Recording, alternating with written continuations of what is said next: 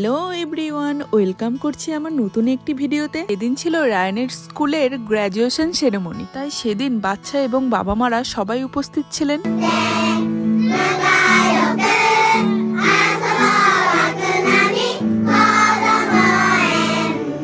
আর এখন প্রিন্সিপাল বাচ্চাদের হাতে সার্টিফিকেট তুলে দিচ্ছেন এবং সার্টিফিকেটটা হাতে নিয়ে বাচ্চারা এইভাবে এসেই তাদের মাদের হাতে তুলে তাদের ধন্যবাদ জানায়। দিনটাতে বাচ্চা এবং টিচারদের অনেক বেশি ইমোশন কাজ করে, কারণ এই ডে কেয়ার বা হৈকোয়েনের বাচ্চাগুলোকে তারা একদম ছোট থেকেই নিজেদের বাচ্চার মতো করে মানুষ করে এবং জড়িয়ে থাকে হাজারো স্মৃতি। আসলে জাপানে অধিকাংশ বাবা মারাই জব করে থাকেন এবং তাদের বাচ্চা দেখাশোনা করার মতো বাড়িতে কেউ না থাকায় হৈকোয়েনই একমাত্র ভরসা। এবং আপনারা জানলে অবাক হবেন, জাপানের অধিকাংশ বাচ্চাদেরই এই ডে কেয়ারে রাখা হয় এবং এই বাচ্চাগুলোকে একদম ছোট থাকতে মানে 3 মাস থেকে 6 বছর পর্যন্ত হৈকোয়েনে রাখা হয়। হোক এখন এই জুনিয়র বাচ্চাগুলো তাদের সিনিয়র দাদা দিদিদের উদ্দেশ্যে কিছু ভালো ভালো কথা বলছিল।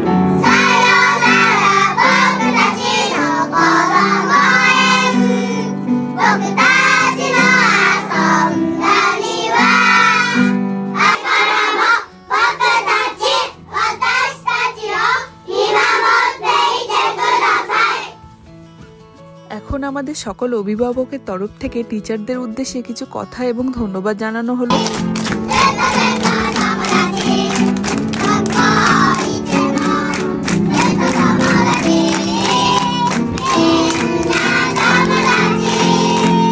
আমাদের অভিভাবকদের তরফ থেকে টিচার এবং বাচ্চাদের জন্য কিছু স্মৃতি তুলে ধরা হলো। যখন স্কুলে বাচ্চারা প্রথম ভর্তি হয় তখন থেকে স্কুলের শেষ পর্যন্ত ক্যামেরা বন্দি করা অনেক স্মৃতি স্ক্রিনে তুলে ধরা হচ্ছিল। যেমন রায়ান যখন স্কুলে ভর্তি হয় তখন তার বয়স মাত্র 2.5 বছর ছিল এবং স্কুল শেষ করলো, এখন তার বয়স 6 বছর। এখন বাচ্চারা তাদের পছন্দ টিচারকে ফুল এবং গিফট দিচ্ছিল।